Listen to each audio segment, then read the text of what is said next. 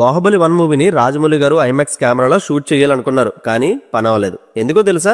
ఆ టైంలో world wide గా కేవలం 6 ఐమాక్స్ కెమెరాస్ ఉన్నాయంతే. వాటన్నిటిని క్రిస్టోఫర్ నోలన్ ఇంటర్స్టెల్లర్ తీయడానికి పట్టుకెళ్లిపారు. అయినా సరే క్వాలిటీ మిస్ అవ్వకుండా ఐమాక్స్ ఆస్పెక్ట్ రేషియోకి ఫిట్ అయ్యే డిజిటల్ ఆరీ ఎలక్సాస్టిక్ కెమెరా యూస్ చేశారు.